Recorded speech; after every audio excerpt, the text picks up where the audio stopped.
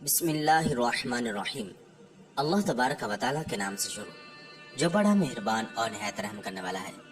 ناظرین محترم، موت ایک ایسی حقیقت ہے جس پر ہر شخص یہ یقین رکھتا ہے کہ اس سے دو چار ہونا اور اس کا تلخ جام پینا ضروری ہے.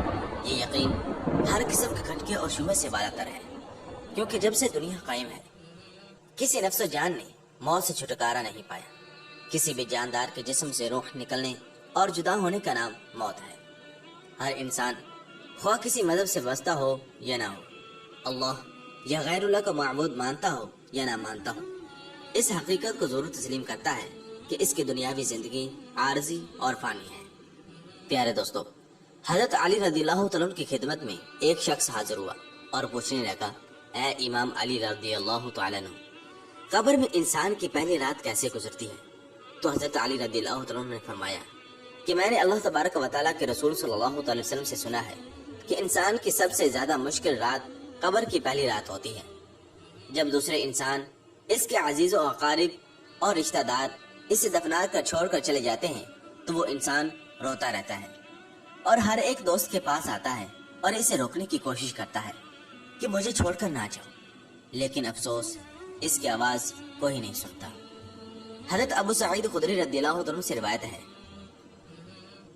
کہ حضور اکرم صلی اللہ تعالی علیہ وسلم نے ارشاد فرمایا، لوگوں اپنی موت کو یاد کیا کرو. قبر ہر دن اپنے مردوں سے یہ اعلان کرتی ہے کہ میں غربت اور تنہائی کا گھر ہوں، کیڑے مکوڑوں کا گھر ہوں، مٹی کا ڈھیر ہوں. جب مومن کو دفن کیا جاتا ہے تو قبر اسے مرحبا کہہ کر خوشخبری دیتی ہے کہ میری پشت پر چلنے والوں میں سے تو بڑا محبوب تھا، آج میں تیری ہو گئی ہوں اور تو میرے پاس آ گیا ہے، آج میرا احسان دیکھ. یہ کہہ کر قبر کشادہ ہو جاتی ہے اور جنت کا دروازہ کھول دیا جاتا ہے جہاں اس کو تازہ ہوا آتی ہے. حضرت ابو ہریرہ رضی اللہ عنہ سے مروی ہے کہ نبی کریم صلی اللہ تعالی وسلم ایک جنازے میں شریک تھے اور میں بھی آپ صلی اللہ تعالی علیہ وسلم کے ہمراہ تھا. آپ ایک قبر پر بیٹھ گئے اور فرمایا کہ یہ قبر ہر روز با آوازیں بلند کہتی ہے کہ اے آدم کی اولاد، تو کیوں مجھے بھول گیا؟ کیا تجھے یہ معلوم نہیں کہ میں تنہائی کا گھر ہوں، غربت کا گھر ہوں، وحشت کا گھر ہوں اور کیڑے مکوڑوں کا گھر ہوں؟ مگر اللہ تبارک و تعالیٰ جس کے لیے کشادگی کا حکم فرمائے گا اس کے لیے کشادہ ہو جاؤں. اس کے بعد آپ صلی اللہ تعالی علیہ وسلم نے ارشاد فرمایا، اے قبر، تو یا تو جنت کا چمن ہے یا پھر آگ کا ایک تندور ہے.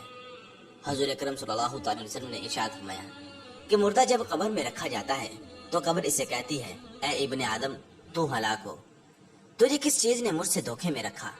کیا تجھے معلوم نہ تھا کہ میں کیڑوں مکوڑوں کا گھر ہوں؟ تجھے کس چیز نے مجھ سے بہکا کر نڈر کر دیا اور تو میری پشت پر بہت اکڑ کر چلتا تھا؟ اگر وہ مردہ نیک ہوگا تو جواب دینے والے اسے جواب دیں گے کہ اے قبر، تو دیکھ تو صحیح اس کے اعمال کیسے ہیں، یہ اچھائی اختیار کرتا تھا اور برائی سے دور رہتا تھا. یہ سن کر قبر کہتی ہے، بے شک یہ نیک تھا، اب میں اس کے لیے سرسبز ہو جاتی ہوں.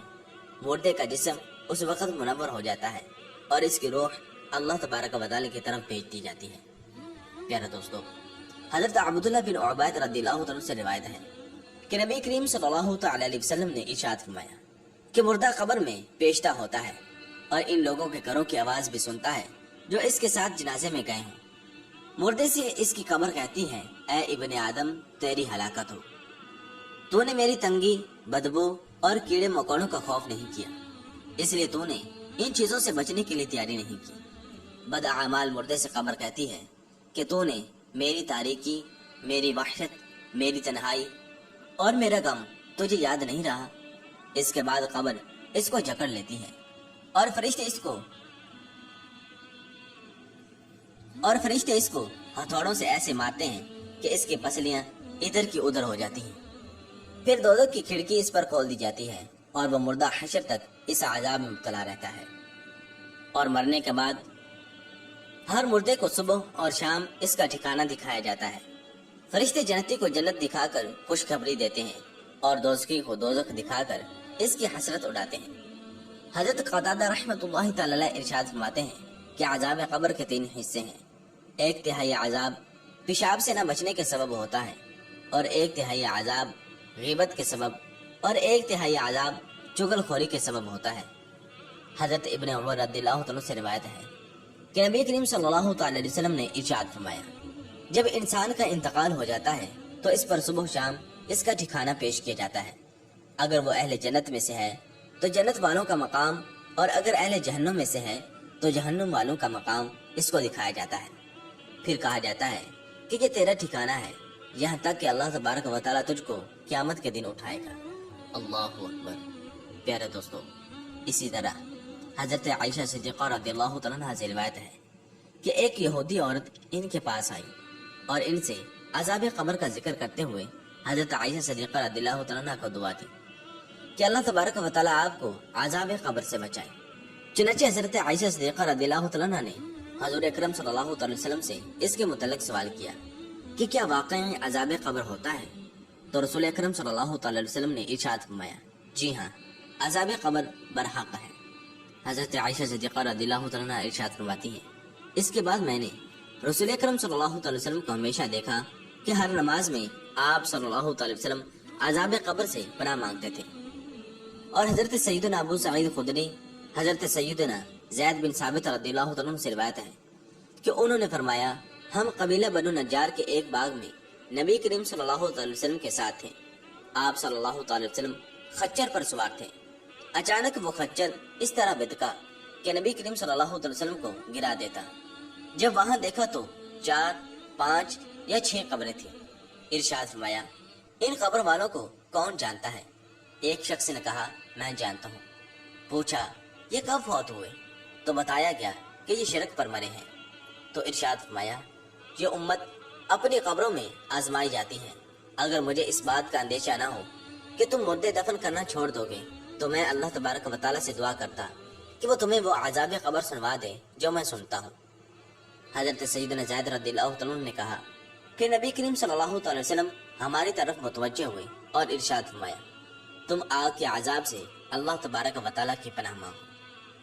چنانچہ صحابہ کرام علیہم رضوان نے عرض کیا، ہم جہنم سے اللہ تبارک و تعالیٰ کی پناہ مانگتے ہیں۔ پیارے دوستو، یہ دنیا کی زندگی عارضی اور ختم ہونے والی ہے۔ اللہ تبارک و تعالیٰ قرآن پاک میں ارشاد فرماتا ہے، کل نفس ذائقۃ الموت، کہ ہر جاندار نے موت کا ذائقہ چکھنا ہے۔ اور حضور نبی کریم صلی اللہ علیہ وسلم نے ارشاد فرمایا، الدنیا مزرعۃ الآخرہ، کہ یہ جو دنیا ہے یہ آخرت کی کھیتی ہے، یہاں پر جو بوؤ گے قیامت کے دن وہی ملے گا۔ لہٰذا آج ہمارے پاس وقت ہے، ہمیں چاہیے کہ اللہ اور اس کے محبوب صلی اللہ علیہ وسلم کو راضی کر لیں، اپنے تمام گناہوں سے توبہ کر لیں اور اپنی زندگی قرآن و سنت کے مطابق گزاریں۔ انسان دنیا کا مشکل سے مشکل کام دھوپ کے اندر کھڑے ہو کر بھی کر لیتا ہے، لیکن افسوس کہ وہ 5 وقت کی نماز جس میں 5 سے 10 منٹ لگتے ہیں، باوضو ہو کر پنکھے کے نیچے کھڑا ہو کر وہ نہیں ادا کر سکتا۔ اللہ تبارک و تعالیٰ سے دعا ہے کہ اللہ تبارک و تعالیٰ ہمیں نیک اعمال کرنے اور گناہوں سے بچنے کی توفیق عطا فرمائے، اور ہمیں نفس و شیطان کے شر سے، جن و انس کے شر سے، حاسدین کے حسد سے، عورت کے شر سے، دولت کے شر سے اور دنیا کے شر سے محفوظ رکھے۔ آمین بجاہ نبی الامین صلی اللہ تعالی علیہ وسلم۔